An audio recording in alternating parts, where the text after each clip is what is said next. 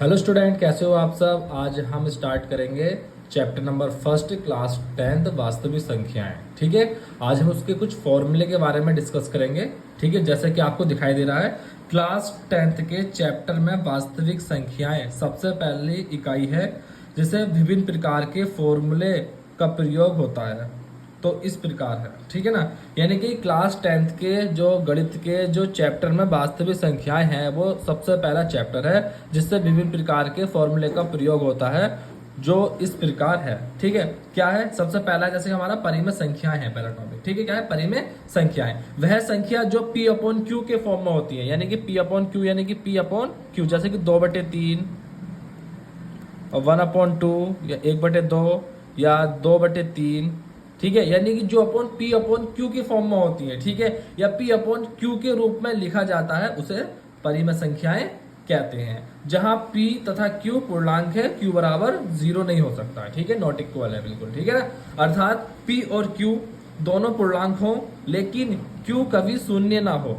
ठीक है ना, हो शून्य ना हो। जैसे 4 है, 1.77 है, 0 है, 2/3 है आदि। ठीक है, और अपरिमेय संख्या क्या होती है, यानी कि अपरिमेय संख्या वह संख्या जिसे पी अपॉन क्यू के रूप में नहीं लिखा जा सकता। यानी कि जिसको हम पी अपॉन क्यू में रूप में नहीं लिख सकते, वो अपरिमेय संख्याएं कहलाती हैं। जैसे जहां पी तथा क्यू पूर्णांक है एवं क्यू बराबर 0 इज नॉट इक्वल, यानी कि 0 क्यू बराबर नॉट इक्वल होना चाहिए। ठीक है, जैसे √2 यानी √2, 5 + √3 कॉमा, ठीक है, √2 कॉमा 5 की पावर 1/3 कॉमा पाई डेट डैश आदि। ठीक है, एचसीएफ और एलसीएम के सूत्र, यानी कि एलसीएम और एचसीएफ के सूत्र। ठीक है, पहला जो सूत्र वो हमारा लासा।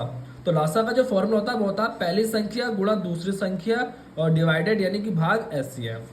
ठीक है, दूसरा होता है लासा गुणा मासा बराबर पहली संख्या गुणा दूसरी संख्या। ठीक है, तीसरा होता है पहली संख्या बराबर एलसीएम गुणा एचसीएफ भाग दूसरी संख्या।